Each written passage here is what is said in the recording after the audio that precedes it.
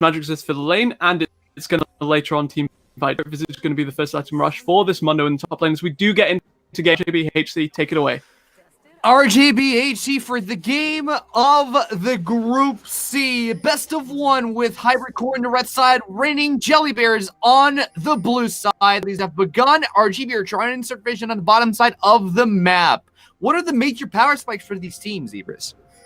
And the major power spikes are gonna be that initial tanky item for Toxic, because he's kind of unkillable in lane phase, right? But after he gets that Spirit Visage, I say he's unkillable now, he's just gonna become a, because we mentioned before, just the double AP composition, yes, it looks nice on paper, but when you're staring down a Mundo that can just itemize Merc Treads freely if he wants, as well as Visage plus God knows how much more magic resist, it's gonna be a good time for Toxic in this top lane. On the other hand, you're looking for Enna to really take the onus here and just try and get through the lane Ballista, really apply the pressure areas, because we've seen when a Galio lane gets ahead, he can the map. He has the heroic entrance, it's a borderline global ultimate. You can look for the hard engages with the Jarvan and really start to hammer it in with these skirmishes from the other. If you're HC, play to your own power spikes, get the big roams with the Talia and the Lee Sin in tandem together, and actually pull for the Lee Sin here as Toxic is waiting in the bush. Infected Cleaver. Hostilities have begun. Toxic with a new Christmas skin from Mundo already. I forgot that existed. It's actually sick. The Mundo skin, I actually forgot existed. I haven't been in game in so long. I've actually seen him yesterday. It was fun. Wow. Regardless. And was it fun? Was it fun or was it terrifying? It was fun. I actually wanted you to take a look at Elwari's inventory. He's got a Callista spear, my friend. He's planning on stealing Callista's ultimate eventually. I was like, which player is the... Oh, yeah. He is going to steal eventually, I think. Oh!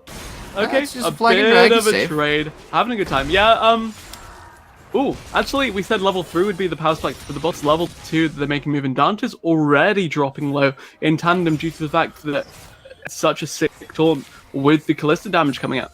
And now, yeah, just drawing your attention back to the jungle matchup where you had Vengeance get the drop. Usually it's the Jarvan that has a lot of early control and, you know, a lot of pressure in these early trades, because Flag and Drag is such an influential combination, whether it's in ganks, whether it's in skirmishes, but when you can get the drop on him, when committed to save Scuttle Crab, it's a lot of damage coming back onto him. But now you have the junglers trading up in their jungles, going for the counter invades on each other.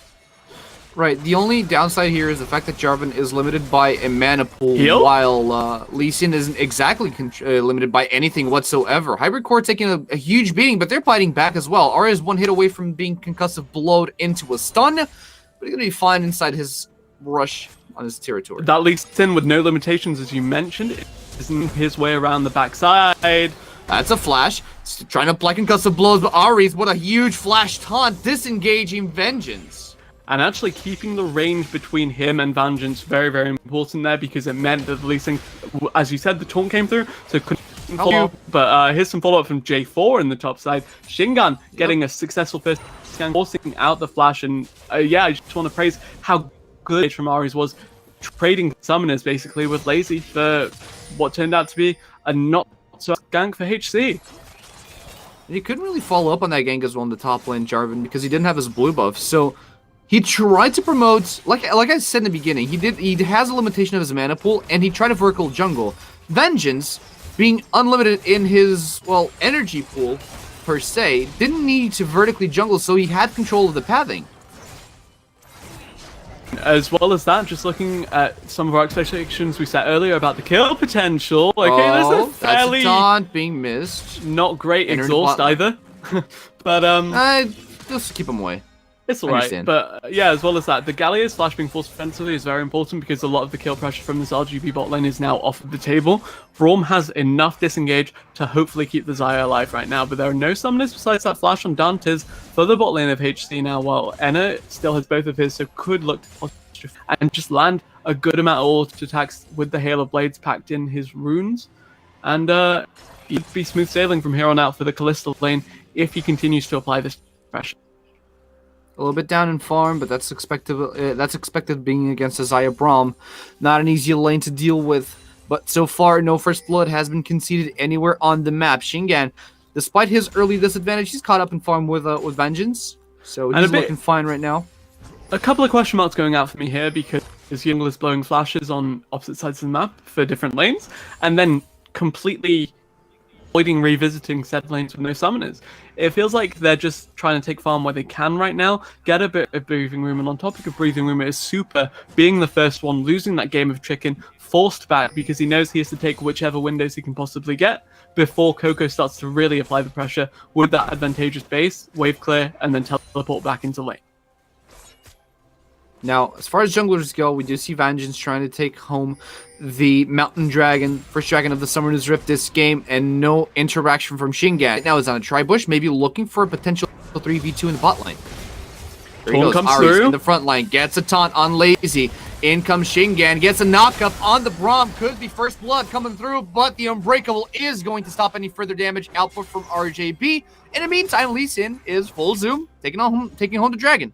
Fairly solid disengage there. Now Super roaming down with the Weaver's Wall could look to apply even more pressure bot lane. Flash Unraveled Earth, that's a lot of damage, and the first blood comes down for Super. Both summoners down, but 400 gold in the pocket. 400 gold in the pocket, a couple of assists over to his bot lane as well, and more importantly, a J4 off of the map in the mount. Also off the map, as you mentioned, Vengeance making a beeline for that as soon as Shingan showed in a different lane. And right now, we do have a pause coming through. Perhaps HC saying, look, we got a kill, we got a Drake, let's take a breather. But I assume that's actually not the reason for the pause.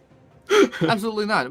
My biggest question right now is why Shingan never really scouted out the Dragon Pit. He was in a bot lane for the longest of times, but never really went down there. So he, not only did he have, I'm not going to say a failed gank, because he did get some pressure down on a hybrid core, but he got himself killed with the rotation from Super.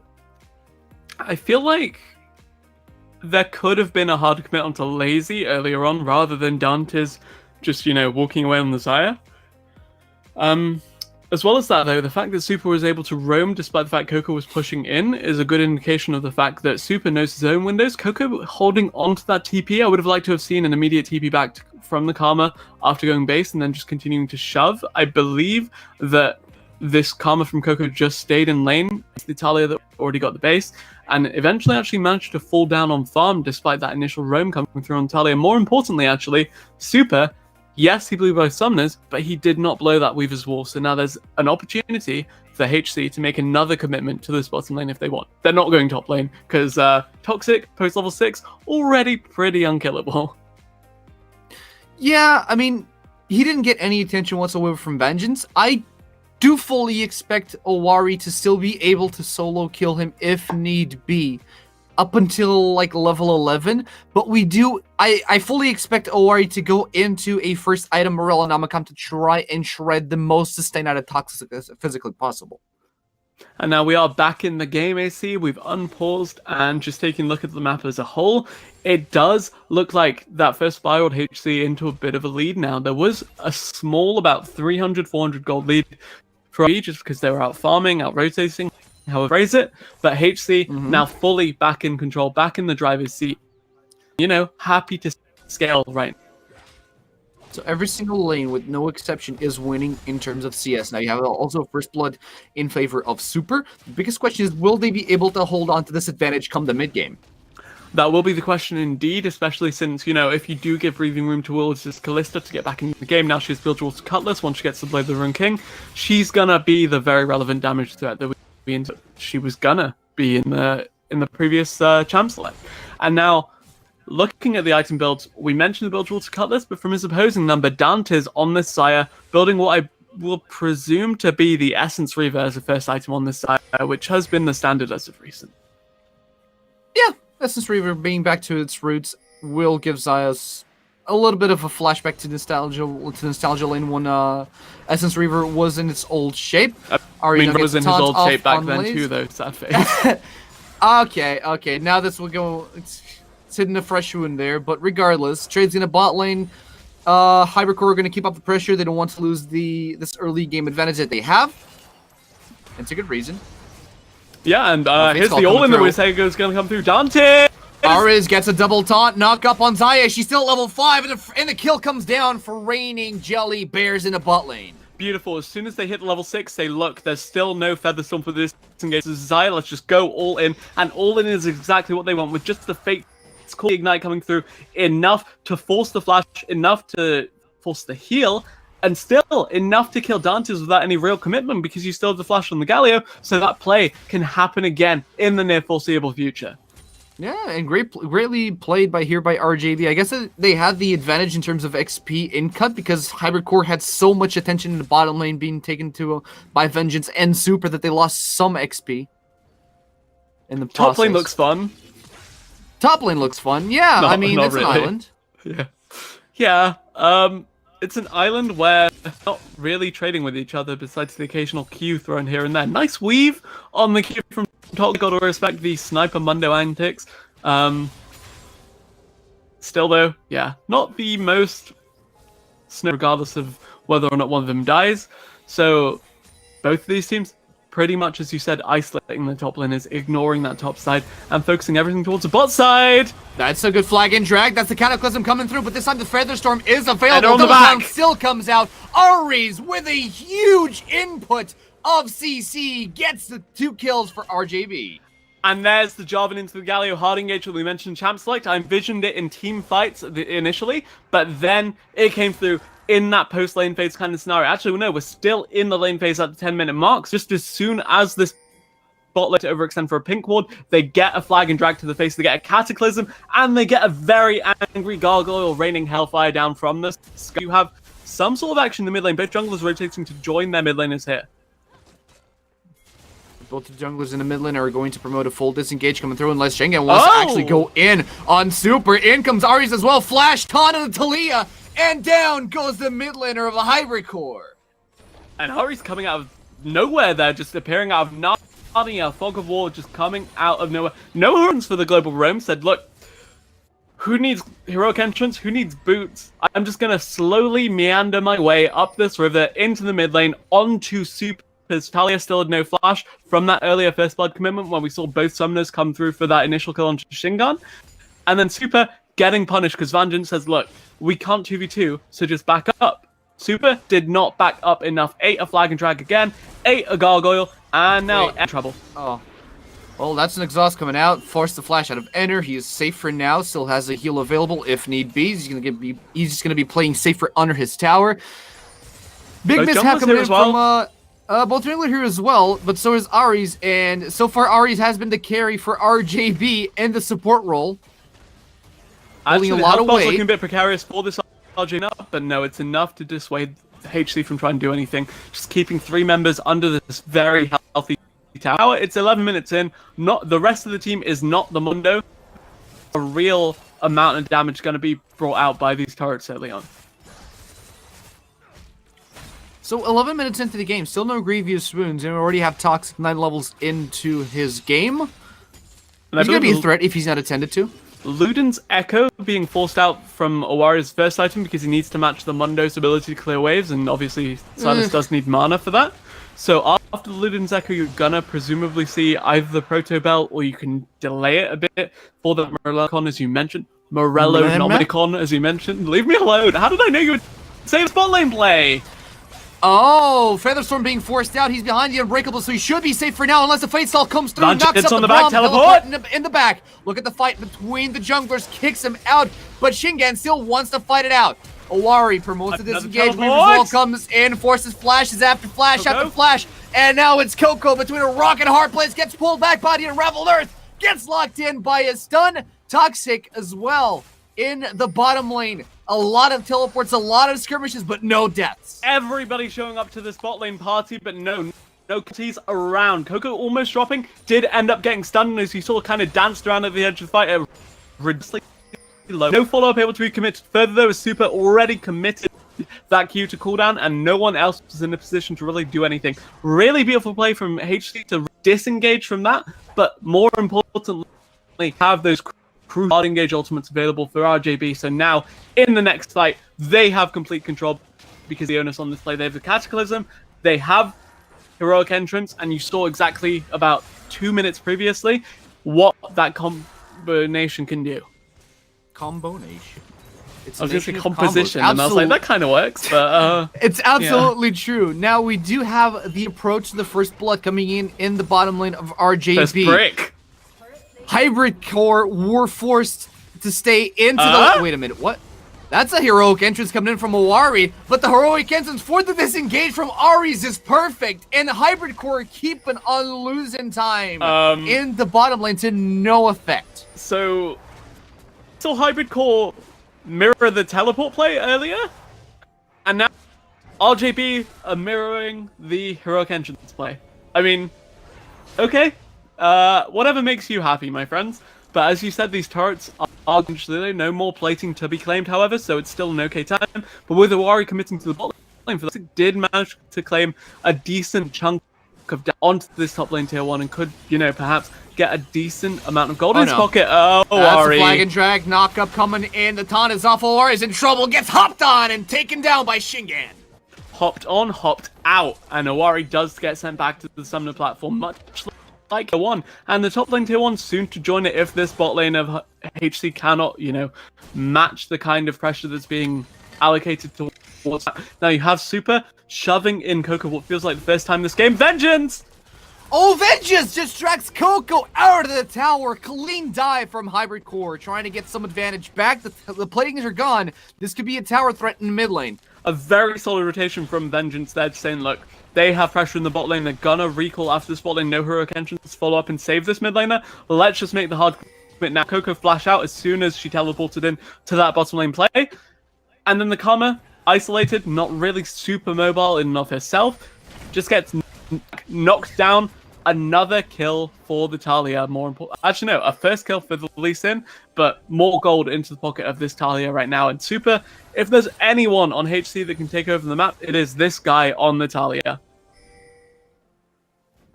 Can he take over the map though? His attempts have been his efforts have been focused in the bottom lane to no avail. Right now, Dantes is a very depressing 0-2. However, he does already have the Essence Reaver first item. On the list items, we do have that Spirit Visage completed for the Mundo already. Oh, man. If I'm Owari at this point, I'm throwing up rainbows, saying, I really do not want to lane against this anymore. Actually, insight, I'm very disappointed Toxic did not choose the Toxic Dr. Mundo skin. Green one. The best one, much like this best gank. Well, that's a gank coming in, forcing the Featherstorm out of Dantes, plus his flash, plus his heal, so that's no summoners in the tower coming down for RJB, the second one of the game. Summoners full, tower full, Xayah does not, and hate. They're limping away, but they're still alive. They're still in this game. It's only a 4K discrepancy, but maybe the Rift Herald's gonna accentuate that even further. And now, Enner trying to secure the Rift's Herald alongside his team. RJB slowly but surely taking control of the map as Toxic just walks into the mid lane alongside Coco. Lazy might be in trouble. A lot of damage output coming in from the AP Karma with the Loot and Zeko online. Actually, a solid amount of damage coming out from Coco, who we said was, just fulfilling and supporting in his Callista, and especially with the way the early game went, I almost assumed that we were committing all of our eggs into this watch Enner basket, because hey, this guy's 2-0-2 making the aggressive proactive plays on the Callista, really living up to the hype we built about him being the carry of this team.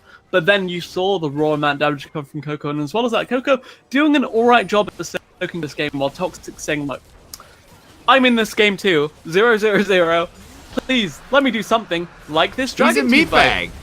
And look at Ari's coming in again. Huge flash taunt on 3 members of Hybrid Core. The fight is split. Hero's entrance comes in for the disengage. But RJB are keeping it together. They're not faltering their formation. Super is caught off guard. Vengeance goes in, tries to get the pick. Doesn't find it. And Toxic secures the double with Lazy now in the front line. 5v3, another 3-man taunt. Ari's is on fire. But he burned down. Triple coming from Toxic. He's still running down Hybrid Core. The unofficial Penta is in store, and he secures it.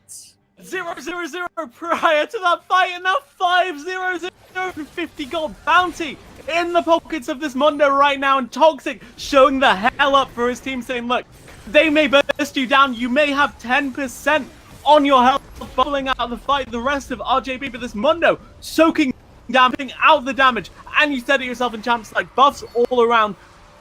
A legitimate threat in and of himself right now. Mundo, Dr. Mundo earning the respect you place on his name. Be toxic.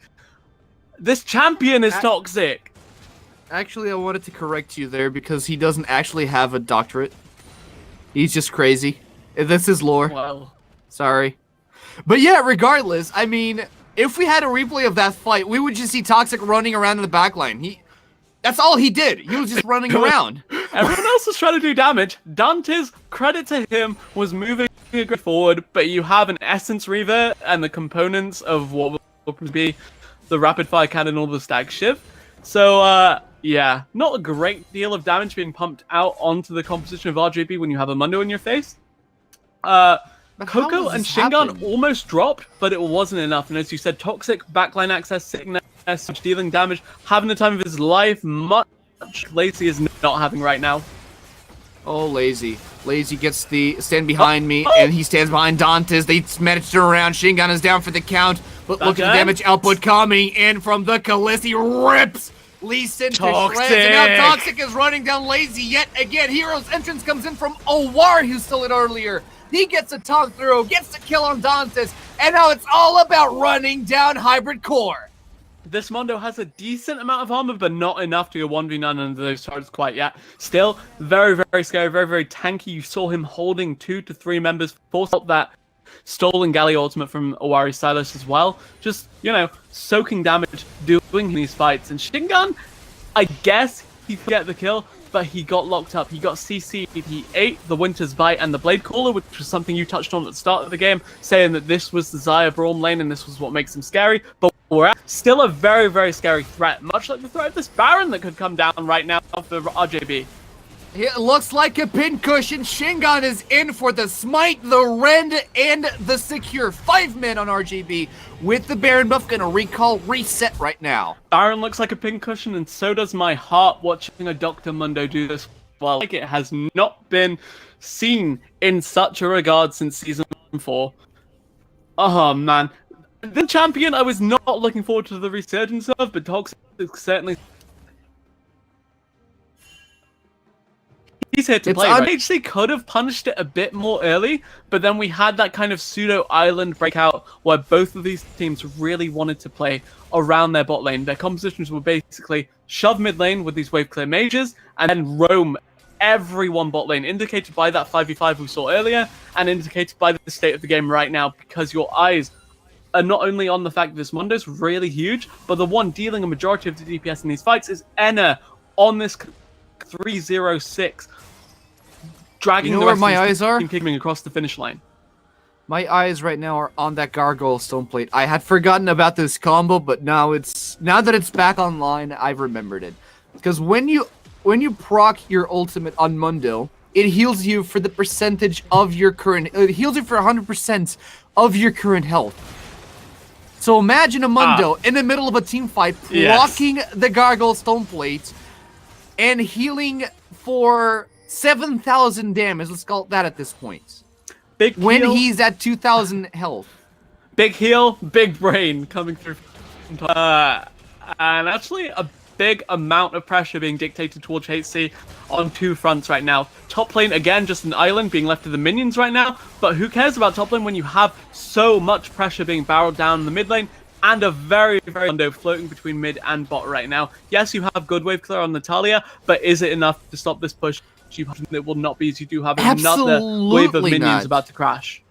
Now, when you have a Mundo that's so far ahead that literally nobody on Hybrid Core can take him down.